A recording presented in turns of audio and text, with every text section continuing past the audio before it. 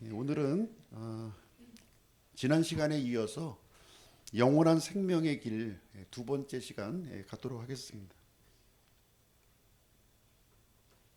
하나님의 기준을 한번 보길 원하는데요. 하나님은 영존하는 생명과 하나님의 진노를 이렇게 저희들에게 보여주고 있습니다. 어떤 사람에게는 영존하는 생명을 허락하시고요. 또 어떤 사람에게는 하나님의 진노가 그 위에 머물러 있다 이렇게 얘기하고 있습니다.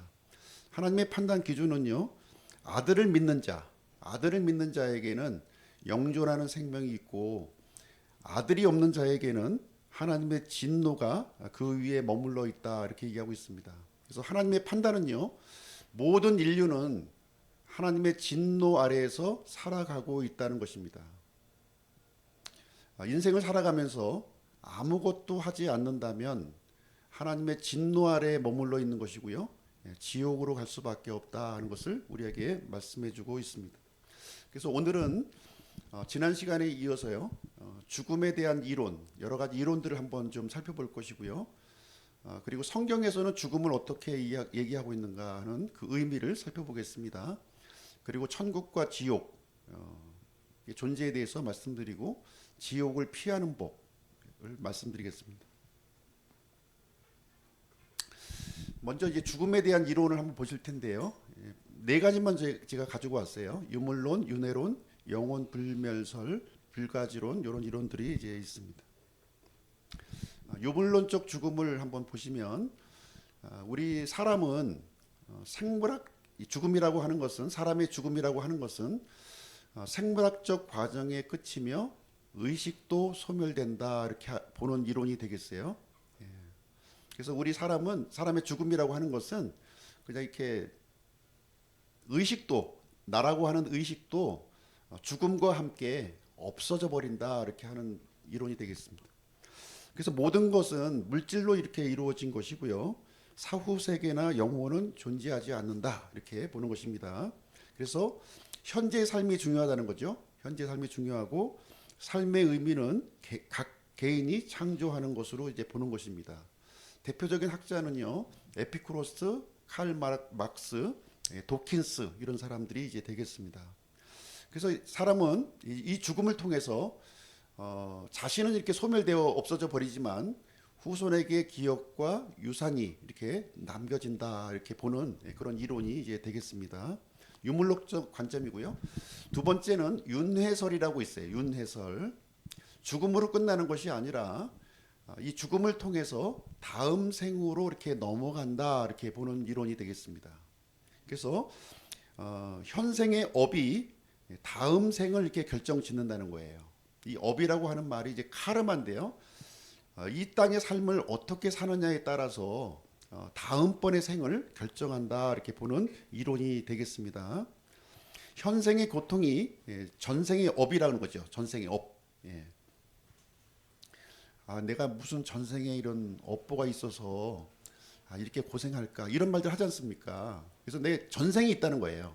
전생에 잘못된 일을 내가 많이 했기 때문에 현생에 있어서 이렇게 고통을 받는다 이렇게 보는 견해가 되겠습니다.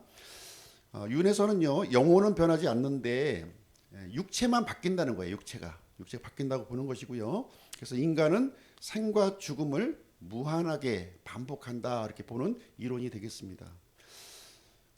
이 윤회의 굴레를 벗어나기 위해서는 해탈을 통해서 벗어날 수 있다 보는 이론이 되겠습니다.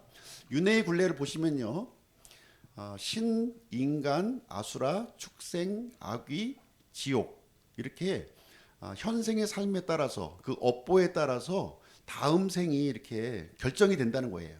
내가 이 땅에 살면서 좋은 일도 많이 하고 구제도 많이 하면 다음 생에서 좋은 모습으로 이렇게 태어나게 되고요, 내가 이 땅에서 나쁜 짓 하고 못되게 살면 다음 생은 이렇게 짐승으로 태어날 수 있고, 또 악한 그 존재로 될 수 있다 하는 것을 얘기해 주고 있습니다.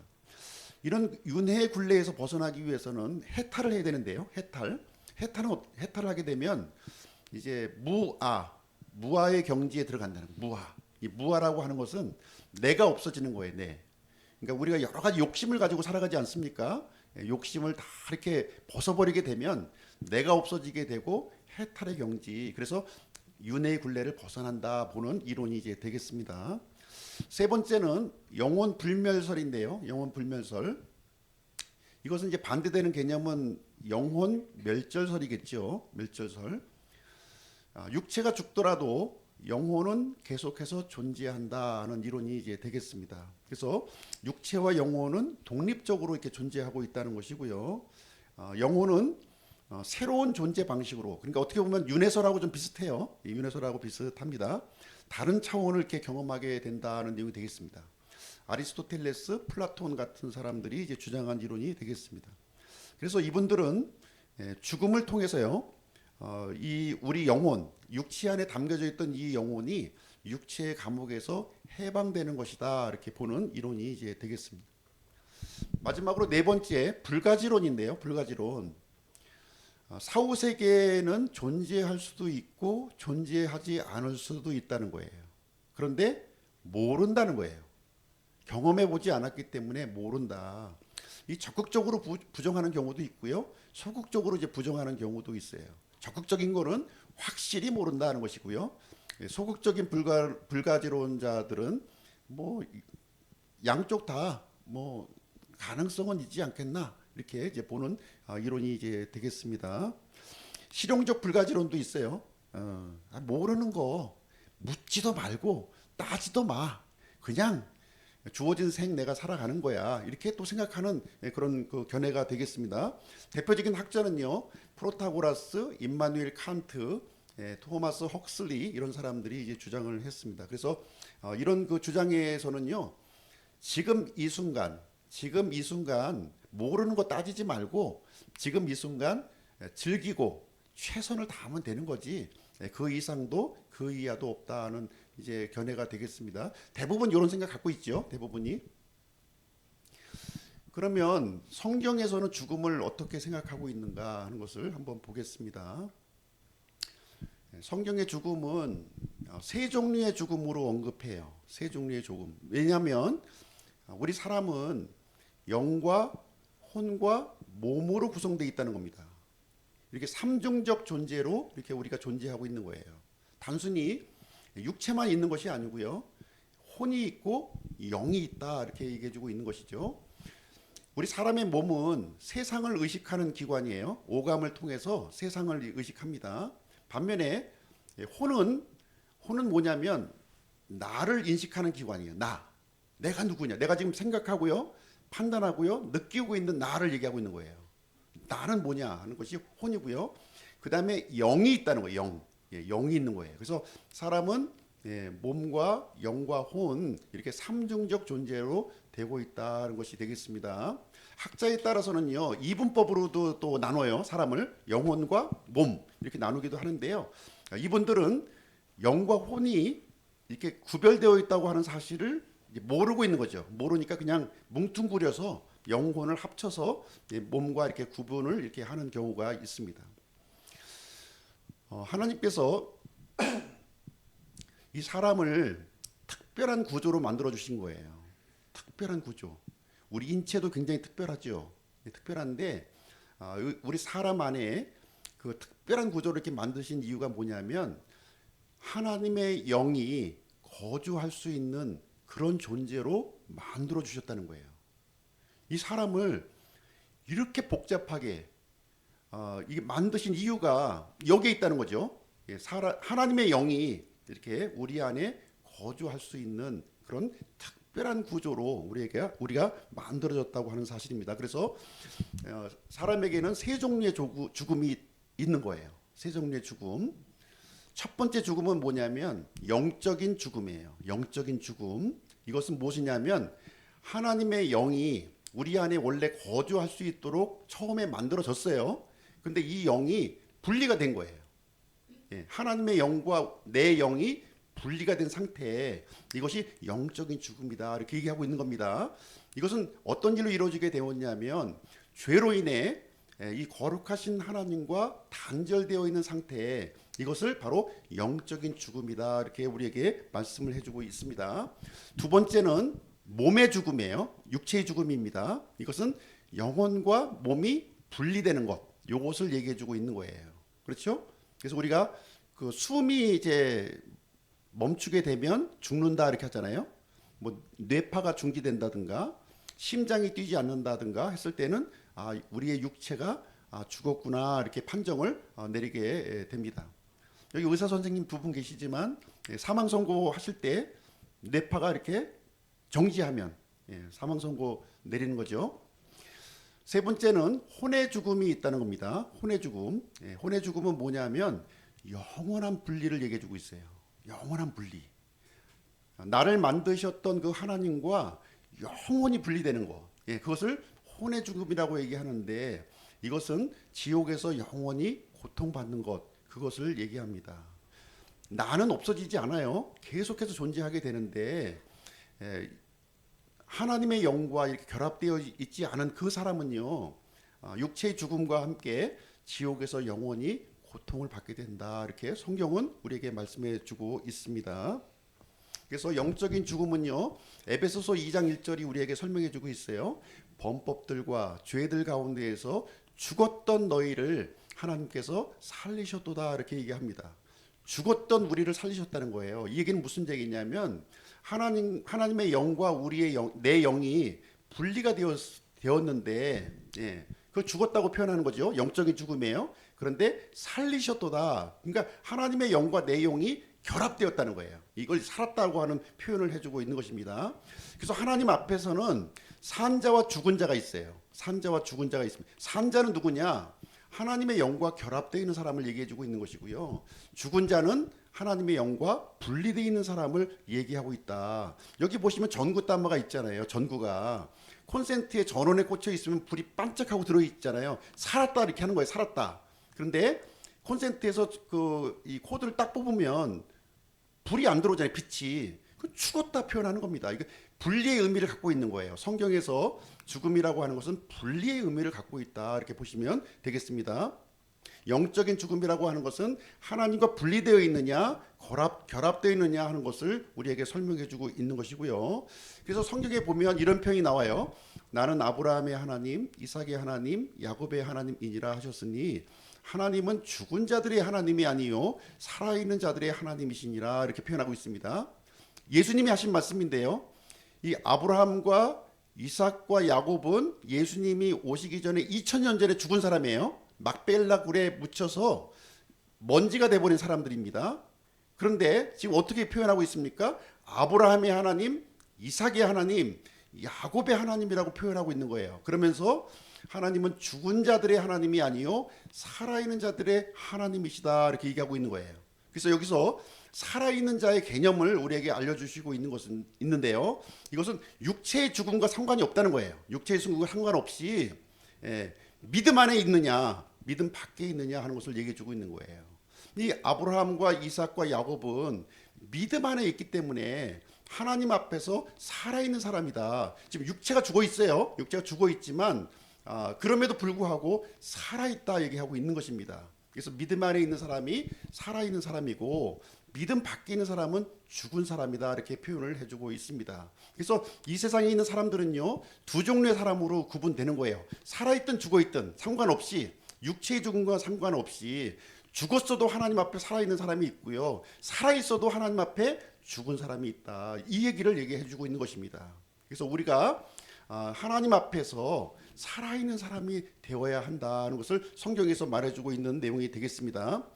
자, 두 번째 몸의 죽음에 대해서 한번 좀 살펴볼게요. 성경은 몸의 죽음을 어떻게 설명해주고 있느냐. 굉장히 우리가 경험적으로 알 수 있는 거죠. 경험적으로 알 수 있는 건데 전도서 12장 3절 7절에 보시면 비유적인 표현으로 우리 몸이 어떻게 죽음을 맞이하는가 하는 것을 우리에게 설명을 해주고 있는 겁니다. 전도서 12장 3절 7절 3, 4절 먼저 읽어드리겠습니다.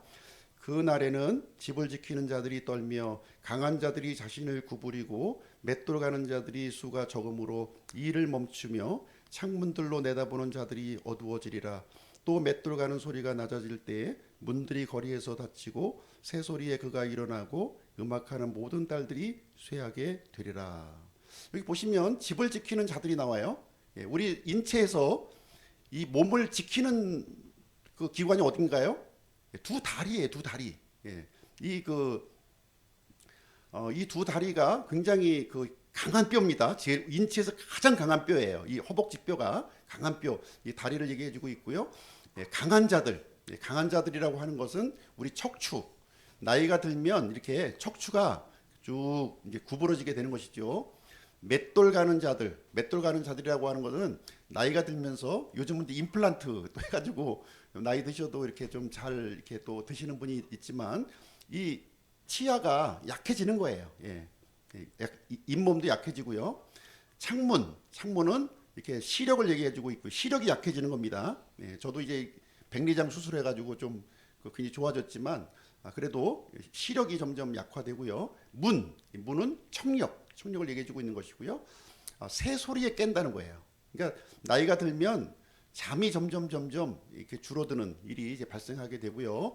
음악하는 모든 딸들, 이것은 목소리 얘기하는 거예요. 나이가 들면 이분이 오래 살 건가 좀 일찍 돌아가실 건가 알려면 어떻게 해야 됩니까? 목소리 들어보시면 돼요. 목소리가 까랑까랑하면요, 올해 아직 좀 더 사시겠구나 이렇게 보시는 거고, 목소리가 힘이 없고 기력이 없어지면 좀 이렇게 연한이 얼마 안 남으셨구나 이렇게 판단이 되는 겁니다. 이어지는 말씀 볼게요. 또한 그들은 높이 있는 것을 무서워하고 두려움들이 길에 있으며 아몬드가 무성하고 메뚜기가 짐이 되며 욕구가 그치리니 이는 사람이 자기의 오래 존속하는 집으로 가고 애곡하는 자들이 거리들로 다니기 때문이로다. 혹은 은줄이 풀리거나 금그릇이 깨지거나 항아리가 샘에서 깨지거나 바퀴가 물 저장고에서 깨지기 전에 기억할지니. 예, 여기 보면 우리가 죽음이 이제 점점 다가오면서 느끼게 되는 현상이 뭐냐면 이 두려움이, 우리가 젊었을 때에는 의욕적으로 모든 것을 막 하지 않았습니까? 계획도 세우고 막 추진도 하고 막 했는데 이제 하나님께서 부르실 때가 가까이 임하게 되면 이렇게 이 두려움이 우리 마음속을 장악한다는 거예요. 오늘도 내가 생명을 갖고 살 수 있을 것인가 하는 생각을 한다는 겁니다. 여기서 아몬드 나무가 나오는데요. 아몬드 나무는 흰 머리예요. 머리가 백발이 되는 현상을 얘기하는 거죠. 메뚜기가 짐이 된다. 기력이 떨어진다는 거예요. 기력이. 메뚜기 몇 그램 됩니까? 그것조차도 힘에 겨운 그 상태가 이루어진다는 겁니다. 그리고 죽음이 다가오는 것을 느낀다는 거예요. 내 죽음이 얼마 안 남았구나. 이 땅의 삶이 이제 거의 이제 다가왔구나 하는 것을 느끼는 겁니다. 여기 은줄이 나오는데요. 은줄이 뭐냐면 여러 가지 이제 은줄에 대한 그 견해가 있어요. 은줄이. 그래서 이 사람의 육체와 영혼을 붙드는 이 그 실버 스트링이라고 합니다. 실버 스트링. 그래서 이것이 이제 뭐 요즘에 그 유체 이탈을 통해서 이제 영혼이 이렇게 좀 떠나는 그런 경험을 하시는 분들이 있지 않습니까? 이것이 뚝 끊어지면 죽는 거예요. 예. 이게 쭉 풀렸다가 다시 들어오는 경우도 이제 있는 것 같고요. 이게 딱 끊어지면 이제 모든 기관이 이제 끝나게 되는 것입니다. 여기서 금그릇은 두뇌를 얘기하고 있는 것이고요. 물론 이제 정확한 해석은 아닙니다. 제가 여기 보는 해석이 항아리는 지금 이제 그 심장을 얘기하고 있는 것이고요. 또 이 바퀴는 신장을 얘기하는 인체의 중요 기관이, 그러니까 이 두뇌라든가 심장이라든가 신장의 이 기능이 이제 망가지면 이 육체는 더 이상 존속할 수 없는 그런 상태에 이르게 된다 하는 것을 여기서 이제 말을 해주고 있습니다. 그때 그러한 시점이 이루었을 때 흙은 전에 있던 대로 땅으로 돌아가며 영은 그것을 주신 하나님께로 돌아가리로다 이렇게 얘기하고 있습니다. 그래서 흙은 우리 육체를 얘기하고 있는 겁니다. 육체는 땅으로 이렇게 돌아가고 있는 것이고요. 반면에 우리 안에 있던 이 영은 하나님께로 돌아간다. 그러면 제가 아까 말씀드렸을 때 사람은 영혼 몸으로 돼 있다고 그랬잖아요. 육체와 영의 그 종착지는 이미 확정 지어놨어요. 그 혼은 어디로 가냐? 내가 지금 사유하고 있고 느끼고 있고 판단하고 있는 이 혼은 어디로 가느냐 하는 것이 이제 되겠습니다. 자, 혼의 죽음에 대해서 말씀드릴게요. 혼의 죽음에 대해서 설명해 주고 있는 성경 구절이 시편 119편 25절인데요. 내 혼이 진토에 붙어 있사오니 주의 말씀에 따라 주께서 나를 살리소서 이렇게 표현이 나오고 있습니다. 여기 보시면 내 혼이 진토에 붙어 있다 이렇게 하는 표현이 나오는데요. 이거 무슨 얘기냐면 진토는 흙이잖아요. 흙은 다시 말하면 우리 육체를 얘기하고 있는 거예요. 내 혼이 생각하는 내 혼이 육체와 딱 달라붙어 있다는 겁니다. 지금 달라붙어 있다 보니까 흙이 이제 육체가 땅으로 가잖아요. 그렇기 때문에 이 내 혼도 이 육체와 함께 땅 속으로 들어간다 하는 것을 여기서 얘기해 주고 있어요. 그래서 이 혼이 진토에 붙어 있게 되면 결국은 지옥으로 가는 거고요. 지옥으로. 그러나 구원받은 혼은요. 이 육체에 붙어 있는 것이 아니라 하나님께서 주신 영과 붙어 있는 거예요. 영. 육체하고는 분리가 되어 있는 거죠. 그렇기 때문에 땅 속으로 내려가지 않고 천국으로 간다고 지금 여기서 이 혼의 그 종착지를 우리에게 설명해 주고 있는 그런 내용이 되겠습니다. 그래서 시편 기자가 이것을 기도하고 있는 거예요. 내 혼이 지금 진토에 붙어 있어서 지옥에 갈 수밖에 없는 상황인데 주의 말씀에 따라 나를 살리셔서 영으로 이렇게 영과 결합하게 하셔서 하나님께로 갈 수 있도록 해주세요 하는 이 기도문이 이제 되겠습니다. 그러면 어떻게 이 몸과 붙어 있는 이 혼이 지금 이제 나눌 수 있느냐 하는 거죠. 나눌 수 있는 것은 방법은요 수술밖에 없어요. 수술. 영적인 수술을 한번 보겠습니다. 이 영적인 수술을 영적인 할례 썰컴시전이라고 부릅니다. 영적인 할례 썰컴시전. 썰컴시전은 이렇게 둥글게 잘라낸다 이 뜻을 가지고 있는 거예요. 보통 우리 포경 수술로 지금 이제 얘기하고 있는 내용이 되겠는데 골로새서 2장 11절에 보시면 이렇게 표현합니다.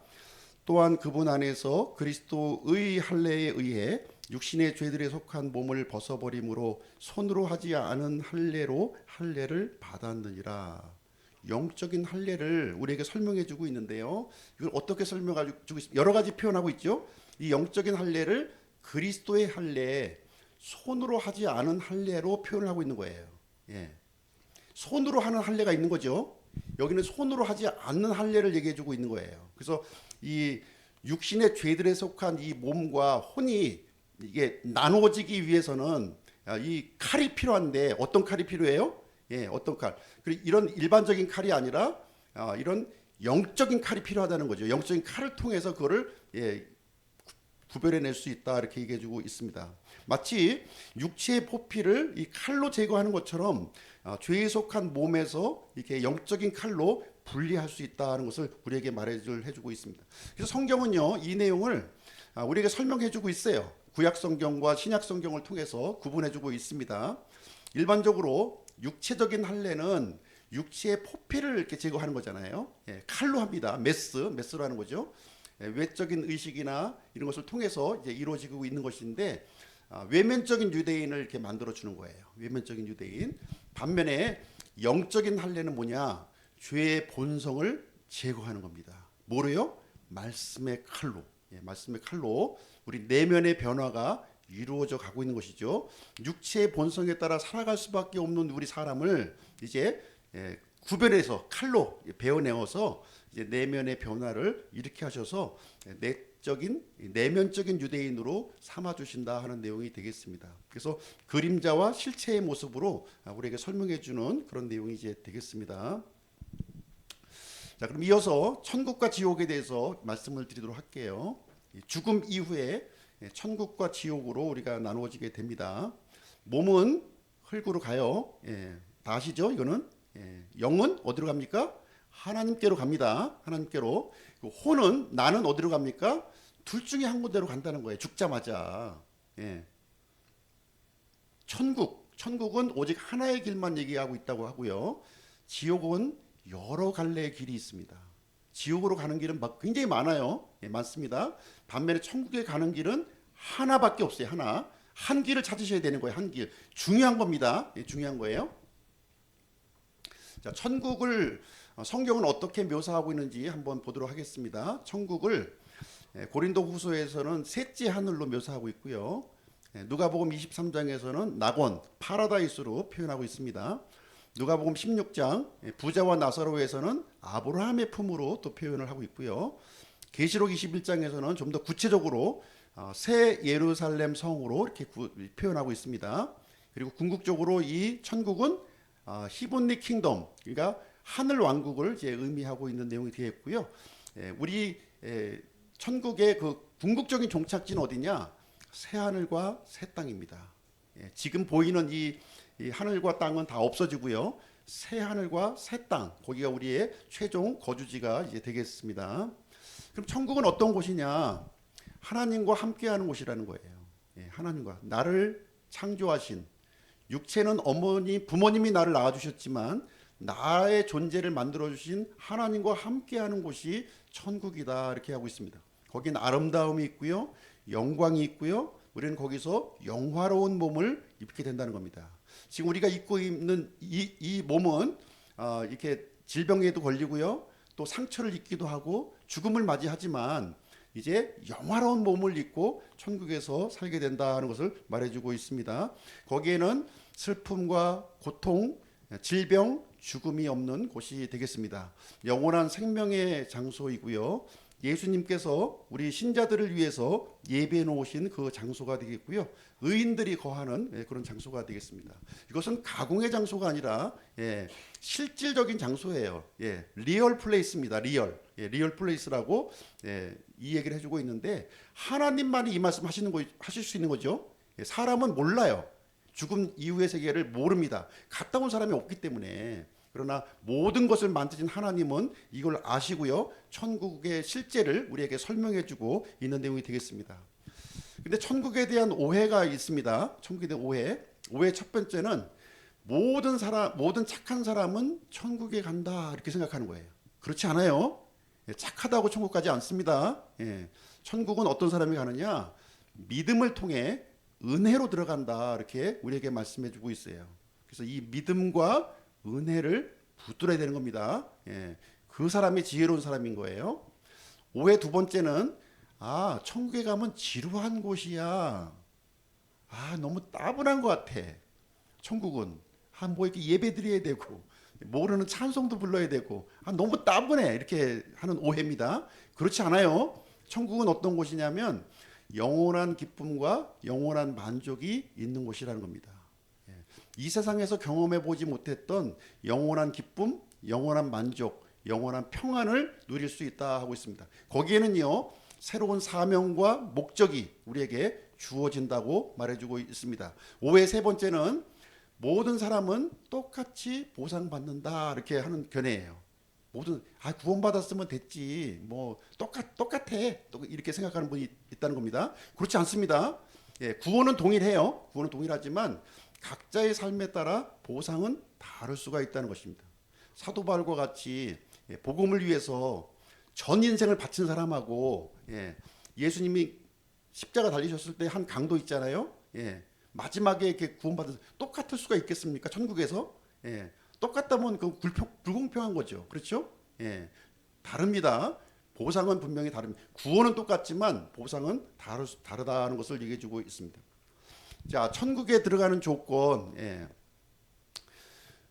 너무 간단해요. 너무 간단합니다. 이걸 모르고 있는 거예요, 사람들이.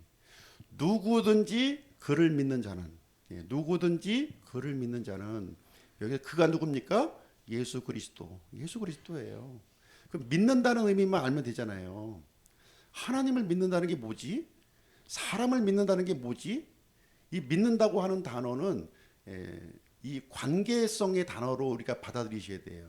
내가 믿는다, 내가 말로 얘기하는 것이 중요한 것이 아니라 관계를 맺는 거예요. 내가 어떤 사람을 신뢰한다면 그 사람과 연합된 관계를 갖는 거죠. 그렇죠?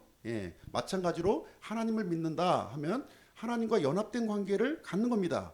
예수 그리스도를 믿는다 하면은 예수 그리스도와 연합된 관계를 갖는 것이다 하는 것을 얘기해 주고 있습니다. 그래서 천국에 가는 필수 조건이 뭐냐? 예수 그리스도를 믿는 것이고 예수 그리스도와 이 연합된 관계를 갖는 것, 이것을 우리에게 말씀을 해주고 있습니다. 그래서 예수님이요, 나의 주와 나의 하나님으로 믿어야 되는 것이고요, 여기에는 회개와 믿음을 필요로 합니다. 그래서 우리는 하나님의 전적인 은혜로 어떤 우리의 선행과 노력과 이런 의식을 통해서 가는 것이 아니라 하나님의 전적인 은혜로 우리는 천국에 들어간다 하는 것을 얘기해 주고 있고요. 유일한 길이에요. 예, the way, 유일한 길을 얘기를 해주고 있습니다. 자, 두 번째, 지옥에 대해서도 좀 말씀드릴게요. 지옥은 어떤 곳인가? 지옥은 하나님의 심판과 형벌이 이루어지는 그런 장소가 되겠습니다. 역시 이 지옥도 가공의 장소가 아니라요, 실제의 장소라는 것입니다. 죄를 회개하지 않고 하나님을 거부한 사람들이 여기에 들어가게 됩니다. 여기에는요, 더 이상의 구원이 없어요. 더 이상의 구원이. 세컨 찬스가 없다는 겁니다. 이 땅에 사는 동안에는요, 세컨 찬스가 있어요. 예, 잘못했더라도 다시 돌이킬 수 있습니다. 그러나 지옥에 한번 들어가면요, 다시 돌아서 나올 수 있는 길이 없다는 겁니다. 끝이에요. 그 끝. 예, 끝입니다. 거기에는 꺼지지 않는 불과 고통이 지속적으로 있는 그런 공간이 이제 되겠습니다. 죄인들이 가는 장소고요. 궁극적인 종착지는 불호수예요. 예, 불호수. 천국의 궁극적인 장소는 아까 말씀드렸지만 새하늘과 새 땅이고요. 이 지옥의 궁극적인 종착지는 불호수로 들어가게 된다, 이렇게 얘기해 주고 있습니다. 그럼 지옥은 어디 있을까요? 예, 예수님께서 지옥의 위치를 우리에게 알려주셨습니다. 지옥의 위치는 땅의 심장부, 예, 지구의 중심이라고 우리에게 말씀을 해 주셨습니다. 그래서 다양한 표현으로 성경에 나옵니다. 낮은 곳이다, 땅 아래에 있다, 깊은 곳이다, 예, 중력의 영향을 받지 않는 이 지구의 코어, 핵심 부분이 바로 지옥의 위치라는 걸 얘기해 주고 있고요. 이 지옥조차도 나중에 불호수로 이렇게 던져질 것을 우리에게 성경은 설명해 주고 있습니다. 지옥의 특징을 한번 보시면 거기서는 그들의 벌레도 죽지 아니하고 불도 꺼지지 아니하니라. 예수님께서 하신 말씀인데요. 그들의 벌레도 죽지 아니하고 불도 꺼지지 않는다. 마치 소금 튀는 듯한 이 고통이 그 안에 있다는 거예요. 그들의 벌레라고 하는 표현이 나오는데요. 이것은 이 사람의 형체를 지금 얘기하고 있는 겁니다. 사람의 형체. 지옥에 들어간 이 혼도요, 이 벌레 모양이라는 거예요. 그 모습이 사람의 모양을 갖고 있는 것이 아니라 벌레의 모양, 흉측한 모양을 이제 가지고 일그러진 모양을 갖고 있는 거죠. 일그러진 모양을 갖고 있으면서 죽지도 아니하고 죽고 싶어도 죽지도 못해. 그러면서 이 꺼지지 않는 불 속에서 계속 머물게 된다는 것을 얘기해주고 있습니다. 거기는 영원한 형벌과 고통이 있는 장소고요. 어둠이 지배하고 꺼지지 않는 불이 있고 거기는 후회와 절망이 가득하다는 거예요. 예수님을 믿을 걸, 예수님과 연합된 관계를 가질 걸, 또 예수님을, 교회를 잘 섬길 걸, 이 후회, 절망이 가득하다는 거예요. 가득하다. 그 장소가 바로 지옥이에요. 지옥. 그래서 지옥에서는 껄껄껄껄껄껄껄, 이럴 걸 저럴 걸, 이럴 걸 저럴 걸, 이런 이 음성이 들리게 되고요. 잠언 27장에 보면 이 지옥은 확장된다는 거예요. 무한히 확장되고 있다. 그래서 이 지옥은요, 더 이상 하나님의 은혜와 긍휼이 차단되는, 하나님의 성품이 어떤 성품입니까? 사랑의 하나님이시고 용서의 하나님이신데 그 하나님의 사랑과 용서가 더 이상 전달되지 않는 그 장소가 바로 지옥이다. 지금 이렇게 얘기하고 있는 거예요.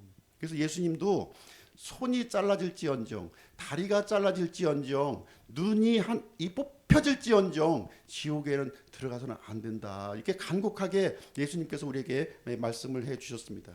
그러면 지옥을 왜 만드셨을까? 아니, 사랑의 하나님이시라며 왜 지옥을 만드셨을까요?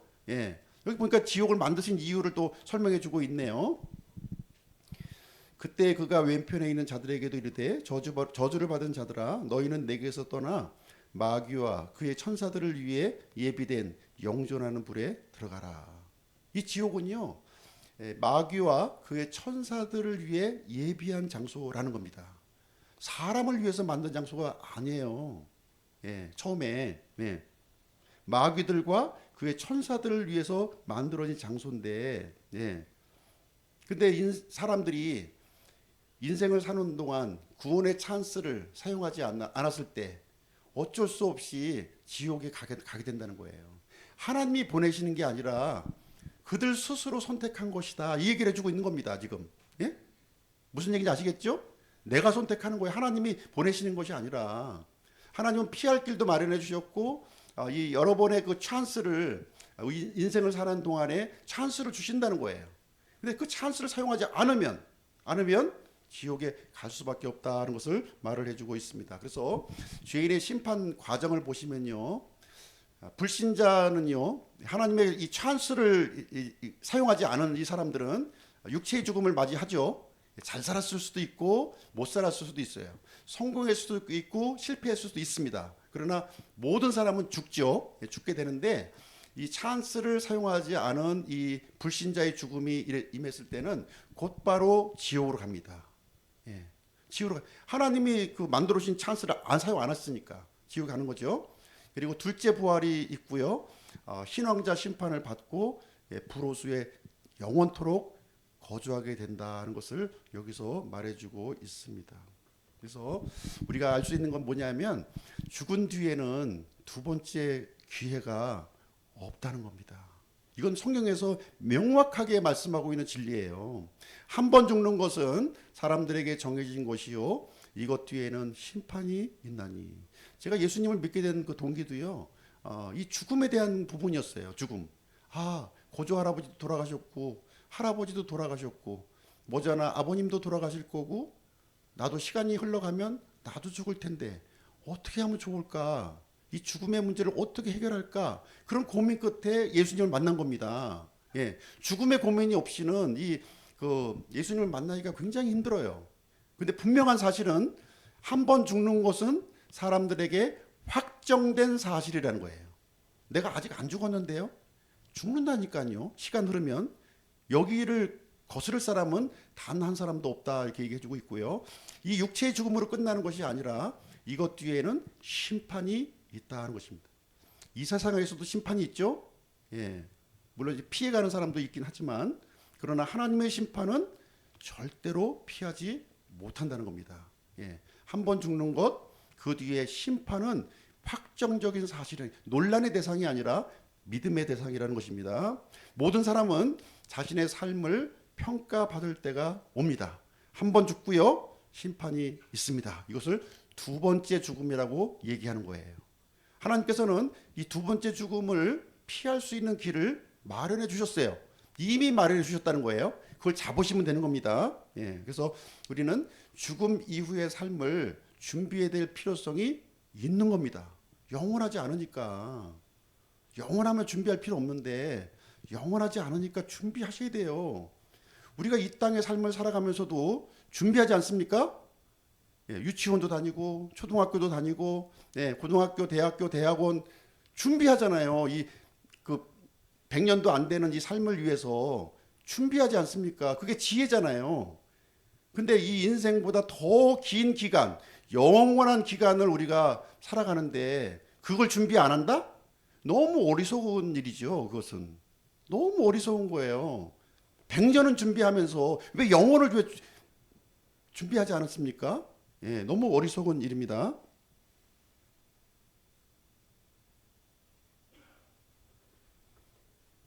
자, 지옥에 대한 오해도 한번 보시도록 하겠습니다. 지옥에 대한 오해.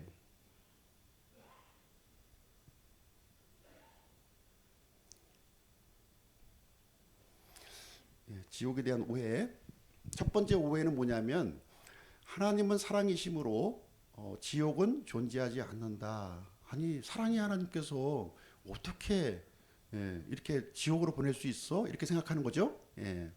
근데 분명히 알아야 될 건 뭐냐면 하나님은 사랑의 하나님이신 건 맞지만 동시에 공의로운 하나님이시라는 거예요. 사랑의 하나님만 붙으시면 안 돼요. 예. 공의로운 하나님이시라는 거예요. 공의로운. 우리 부모님에 대해서 동일하지 않지 않습니까?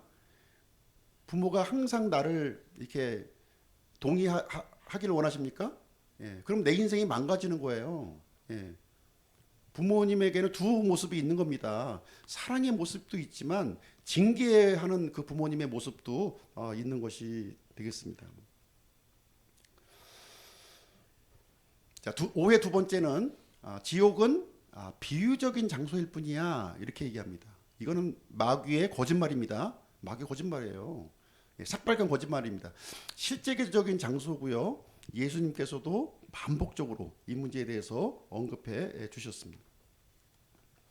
세 번째 오해는 착한 사람은 지옥에 가지 않는다 하는 거예요. 그렇지 않습니다. 우리는 천국과 지옥 가는 것은요, 우리 행위로 가는 것이 아니에요. 행위로. 믿음이 있느냐, 아들을 믿느냐, 아들을 믿지 않느냐, 이것으로 하나님은 판단하신다고 그 기준을 분명하게 우리에게 말씀해 놓으셨습니다. 예. 그러면 오늘 제일 중요한 내용, 지옥을 피하는 길에 대해서 말씀드리도록 하겠습니다. 요한복음 16장 9절, 죄에 대하여라 함은 그들이 나를 믿지 아니하기 때문이요. 예. 하나님은 우리가 죄를 지을 거를 아십니다. 우리가 넘어질 것도 아시고요, 실패할 것도 아셔요. 예. 여러 가지 하나님 앞에 이게 하나님을 슬프게 하는 일을 하실 줄을 하나님은 이미 알고 있습니다. 그것 때문에 지옥에 보내는 것이 아니라는 거예요. 그것 때문에 내가 뭐 범죄했고 나쁜 일을 했고 지옥 가는 게 아니라 하나님께서 지옥을 보내는 유일한 기준은 뭐냐? 믿지 않았기 때문에. 하나님께서 구원의 길로 예수 그리스도를 보내주셨잖아요. 그분을 믿지 않는 이유로, 그분을 거부하는 이유로 지옥에 보내겠다. 지금 이 얘기를 여기서 해주고 있습니다. 그렇죠? 믿지 않는 죄가 하나님에게는 가장 큰 죄인 것이고요. 그것이 지옥에 가는 길이라고 말씀해 주고 있습니다. 그래서 지옥을 피할 수 있는 유일한 길은 바로 예수 그리스도와 이런 연합된 관계를 맺는 것, 이것이 가장 중요하다 하는 것을 우리에게 말씀해 주고 있습니다. 그래서 성경은요, 이 예수님을 예표하는 사건을 구약 성경에 많이 기록해 놓으셨어요. 예, 앞으로 오실 예수님이 어떤 모습으로 올 것인가 하는 것을 가지고 구약 성경의 이야기로, 스토리로 많이 우리에게 말씀해 주셨어요. 노아의 방주, 유월절 어린 양, 그리고 이 이스라엘 백성들이 광야 생활할 때 장대에 달린 놋뱀, 그리고 성막, 이런 것들이 앞으로 오실 예수 그리스도의 모습을 그림자로의 이야기로 우리에게 들려줬고요. 그 실체로서 예수 그리스도가 오셨다 이렇게 말씀해주고 있는 것입니다. 그래서 오늘 본문의 말씀 이 내용입니다. 아들을 믿는 자에게는 영존하는 생명이 있고 아들을 믿지 않는 자는 생명을 보지 못하며 도리어 하나님의 진노가 그 위에 머물러 있다 이렇게 얘기해주고 있는 것입니다. 비록 내가 죄를 지었지만 하나님의 아들을 믿고 있다면 나에게는 영존한 생명이 있는 것이고요. 그러나 아들을 믿지 않고 있다면 내가 잘 살고 문제없이 이렇게 지내고 있다 할지라도 하나님의 진노가 내 머리 위에 있다고 하는 사실을 우리에게 알려주고 있는 것입니다. 영존하는 생명을 가지고 있는 사람은요, 천국에 가는 것이고요. 영존한 생명이 없는 사람은 하나님의 진노가 그 위에 머물러 있기 때문에 지옥으로 간다는 것을 여기서 말씀해 주고 있습니다. 그래서 믿지 아니하면 죽는 거예요. 믿지 아니하면 죽는다. 죽는다는 것이 단절된다는 겁니다. 이 죽음은 단절을 얘기하고 있는 거예요. 믿지 아니하면 단절된다 하는 것을 여기서 말씀해 주고 있습니다. 그러므로 내가 너희에게 말하기를 너희는 너희 죄들 가운데서 죽으리라 하였노니 너희가 만일 내가 그인 것을 믿지 아니하면 너희 죄들 가운데서 죽으리라 이렇게 얘기해 주고 있습니다. 우리가 많은 죄를 지었을지라도요, 예수 그리스도를 우리가 믿으면 우리는 살아날 수 있음을 말해주고 있는 내용이 되겠습니다. 그래서 예수 그리스도가 답입니다. 솔루션이에요. 하나님의 유일한 솔루션이 예수 그리스도입니다. 아들이 있는 자에게는 생명이 있고 하나님의 아들이 없는 자에게는 생명이 없다는 겁니다. 영원한 생명을 어디서 찾으시겠습니까? 예수 그리스도 안에 놓았다고 얘기하고 있는 거예요. 예수 그리스도를 소유하면 영원한 생명을 소유한 자요, 예수 그리스도를 거부하면 영원한 생명이 없다, 이 얘기를 여기서 알려주고 있는 내용이 이제 되겠습니다. 자, 오늘 이제 영원한 생명으로 가는 길 두 번째 시간 같이 살펴보았는데요. 결론을 내리도록 하겠습니다.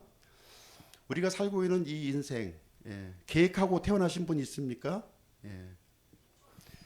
우리 인생은 영원한 생명을 얻을 수 있는 기회의 시간입니다. 찬스예요. 구원을 얻을 수 있는, 영원한 생명을 얻을 수 있는 이 유일한 찬스, 이 찬스를 잡으셔야 됩니다. 기회를 선용하는 자는 아주 지혜로운 사람이죠. 그렇죠? 근데 기회를 낭비하는 사람은, 무시하는 사람은 지혜로운 사람이 아니라 어리석은 사람이에요. 육체의 생명을 위해서 살아간다면 그 생명은 길지 않아요. 짧습니다. 젊은 사람은 조금 길 수 있지만 점점점 줄어들 수밖에 없는 것이 우리 인생입니다. 그렇다면 어떤 인생이 지혜로운 인생입니까? 나에게 주어진 이 구원의 기회를 위해서 이 기회를 붙잡고 이 기회를 잘 활용하는 사람. 눈에 보이는 것을 위해서 살아가는 것이 아니라 눈에 보이지 않는 영원한 이 세상을 위해서 살아가는 사람, 그 사람이 지혜로운 사람 아니겠습니까? 이 땅에서도 성공한 삶을 우리가 살아야 될 것이고요. 또 영혼을 위해서도 우리가 성공하는 그런 삶을 살아야 될 줄로 생각을 합니다. 지혜로운 선택을 하시는 이런 삶이 되시길 원하시고요.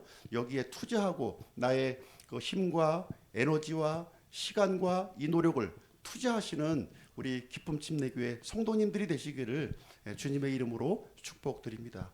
기도하고 마치겠습니다. 은혜